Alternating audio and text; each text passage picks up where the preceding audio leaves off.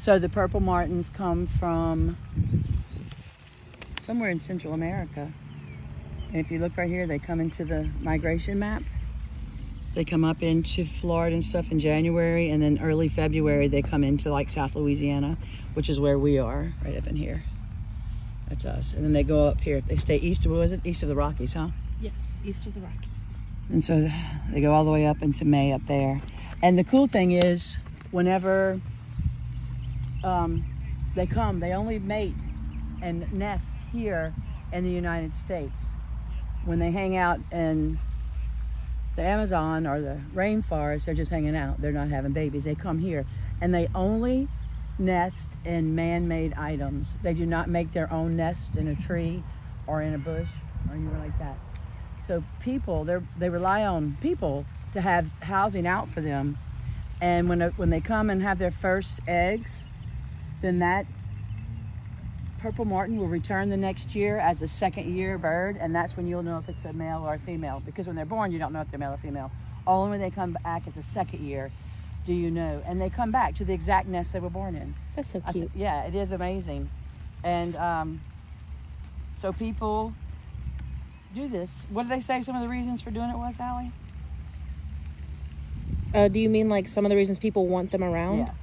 It says because they're good entertainment for both old and young people, because they are very chatty, which I'm pretty sure whatever bird we're hearing in this tree has to be a purple martin. At the very top of the tree.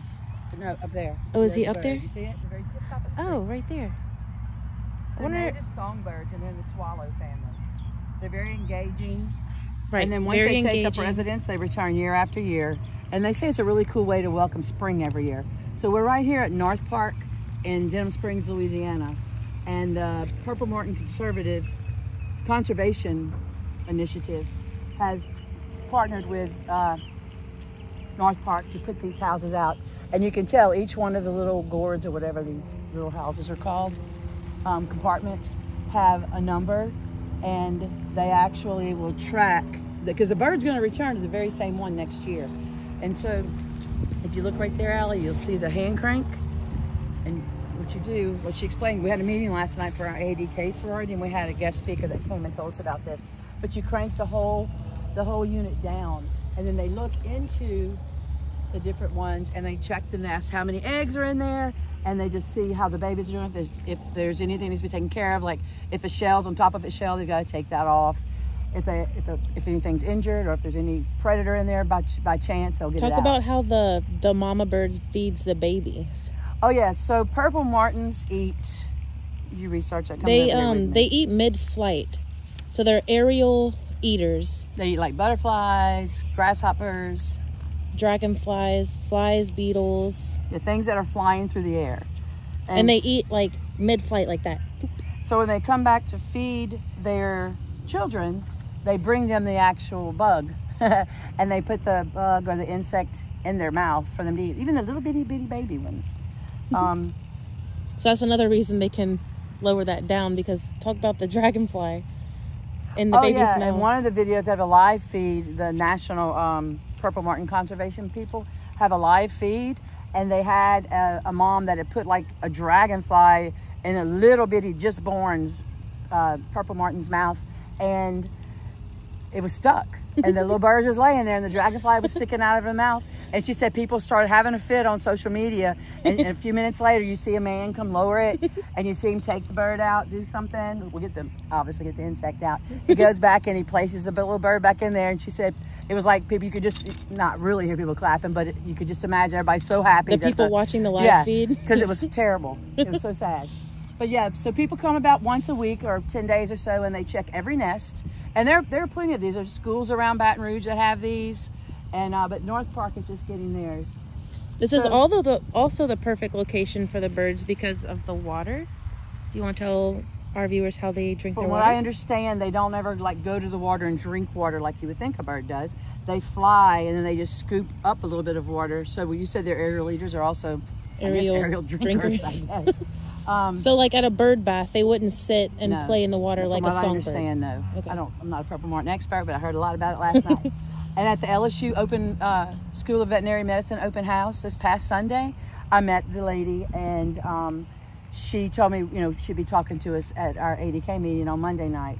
But she had a big set. She works at LSU, and she had a great big setup about purple martins at the open house. It was very interesting. Wow. But you can see they have a little porch, and Oh yeah. that's where they can land there to go inside the house. But it's a very small opening, big enough for them, and it's low enough to where other swallows and a different type of birds that might want to take residence here, it's not so easy for them to get in because their legs are longer. Right. So Because look at this picture. The purple martins are pretty.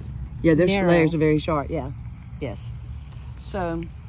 You want to talk about like why this netting is on here and like the posts around the bottom? So the why they're way out here in a field? what do we call them coming over here? The predators? The natural predators. The natural predators were who?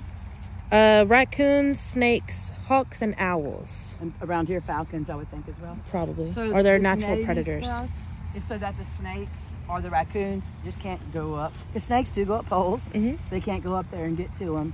And you don't want to put. You do want to put the housing in an open area away from trees, because if it was too close to trees, the hawks and the owls and stuff would just sit in the trees, and when they would come to go into their home, they would swoop over and get them. So you keep them away so they have room to see and make sure they're safe before they go home. Mhm. And they do like to be around people because they rely on us to have a spot for It them says to come they're back pretty to. social birds too. Yes.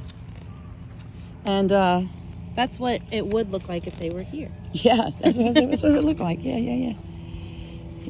Oh yeah, here's what Mom was talking about, the nest size competitors. So these swallows are thicker, so they can't fit in these narrow. So this right here is a pole guard. If you try and look at this one, that's a pole guard.